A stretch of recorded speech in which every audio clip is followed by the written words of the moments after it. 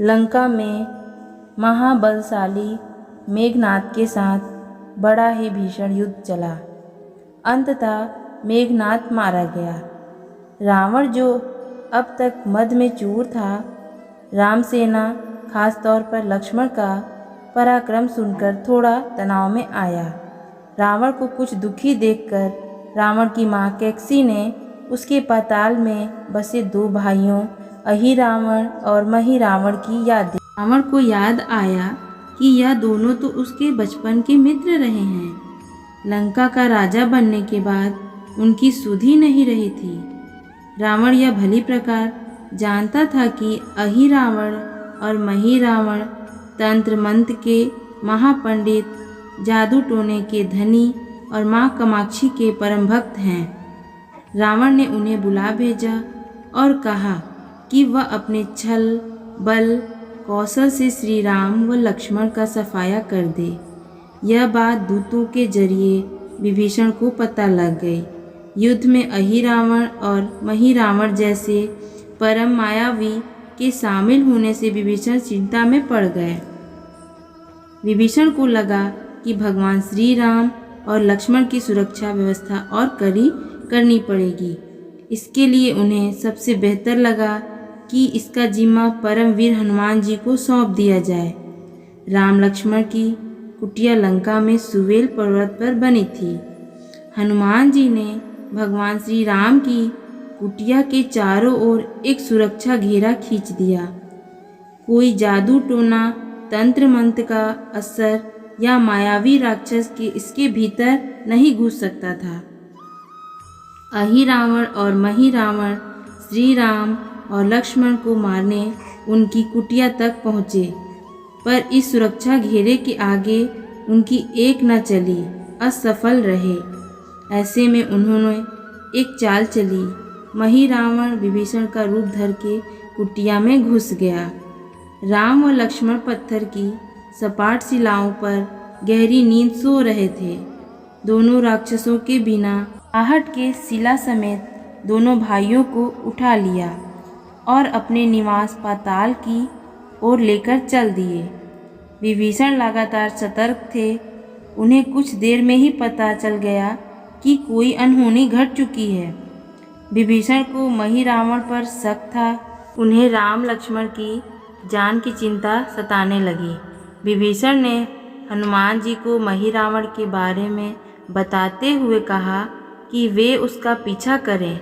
लंका में अपने रूप में घूमना राम भक्त हनुमान के लिए ठीक न था, सो उन्होंने पक्षी का रूप धारण कर लिया और पक्षी का रूप से ही निकुंभला नगर पहुंच गए। निकुंभला नगरी में पक्षी रूप धरे हनुमान जी ने कबूतर और कबूतरी को आपस में बतियाते सुना। कबूतर कबूतरी से कह रहा था कि अब रावण की जीत पक्की है। अहिरावण व महिरावण राम लक्ष्मण को बलि चढ़ा देंगे। बस सारा युद्ध समाप्त। उत्तर की बातों से ही बजरंग बली को पता चला कि दोनों राक्षस राम लक्ष्मण को सोते में ही उठाकर कामाक्षी देवी को बलि चढ़ाने पाताल लोक ले गए हैं। हनुमान जी वायु वेग से की ओर बढ़े और तुरंत वहां पहुंचे। हनुमान जी को रसातल के प्रवेश द्वार पर एक अद्भुत पहरेदार मिला। इसका आधा शरीर वानर और आधा मछली का था। उसने हनुमान जी को पाताल में प्रवेश से रोक दिया। द्वारपाल हनुमान जी से बोला कि वह मुझ पर परास्त किए बिना तुम्हारा भीतर जाना असंभव है। दोनों में लड़ाई ठन गई। हनुमान जी की आशा के विपरीत यह बड़ा ही बलशाली और कुशल योद्धा निकला। दोनों ही बड़े बलशाली थे। दोनों में बहुत भयंकर युद्ध हुआ, परंतु वह बजरंग बली के आगे न टिक सका। आखिरकार हनुमान जी ने उसे हरा तो दिया, पर उस द्वारपाल की प्रशंसा करने से नहीं रह सके। हनुमान जी ने उस वीर से पूछा, हे वीर, तुम अपना परिचय दो। तुम्हारा स्वरूप भी कुछ ऐसा है, उससे कौतूहल हो रहा है। उस वीर ने उत्तर दिया, मैं हनुमान का पुत्र हूँ और एक मछली से पैदा हुआ हूँ। मेरा नाम है मकर ध्वज। हनुमान जी ने यह सुना तो आश्चर्य में पड़ गए। वह वीर की बात सुनने लगे। मकर ध्वज ने कहा, लंका दहन के बाद हनुमान जी समुद्र में अपनी अग्नि शांत करने पहुँचे। उनके शरीर से पसीने के रूप में तेज गिरा।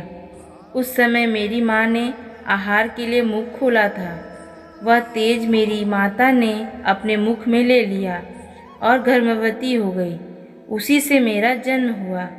हनुमान जी ने जब यह सुना तो मकर ध्वज को बताया कि वह ही हनुमान है। मकर ध्वज ने हनुमान जी के चरण स्पर्श किए और हनुमान जी ने भी अपने बेटे को गले लगा लिया और वहां आने का पूरा कारण बताया। उन्होंने अपने पुत्र से कहा कि अपने पिता के स्वामी की रक्षा में सहायता करो। मकर ध्वज ने हनुमान जी को बताया कि कुछ ही देर में राक्षस बलि के लिए आने वाले हैं।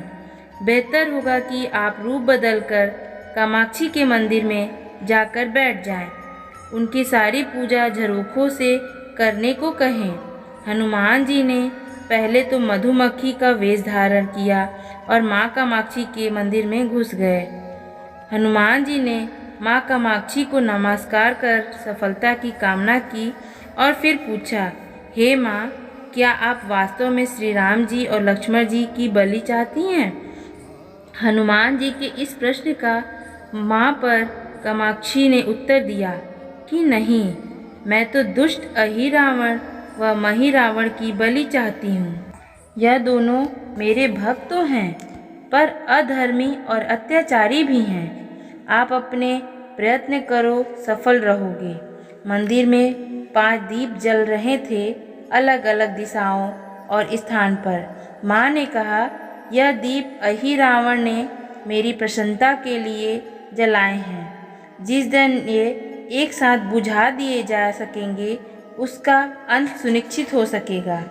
इस बीच गाजे बाजे और शोर पड़ने लगा। अहिरावण महिरावण बलि चढ़ाने के लिए आ रहे थे। हनुमान जी ने अब माँ कामाक्षी का रूप धरा। जब अहिरावण और महिरावण मंदिर में प्रवेश करने ही वाले थे कि हनुमान जी का महिला स्वर गूंजा। हनुमान जी बोले, मैं कामाक्षी देवी हूँ और आज मेरी पूजा झरोखों से करो। झरोखे से पूजा आरंभ हुई। ढेर सारा चढ़ावा माँ कामाक्षी को झरोखे से चढ़ाया जाने लगा। अंत में बंधक बलि के रूप में राम लक्ष्मण को भी उसी से डाला गया। दोनों बंधन में बेहोश थे। हनुमान जी ने तुरंत उन्हें बंधन मुक्त किया। अब पाताल लोक से निकलने की बारी थी, पर उससे पहले माँ कामाक्षी के सामने अहिरावण महिरावण की बलि देकर उनकी इच्छा पूरी करना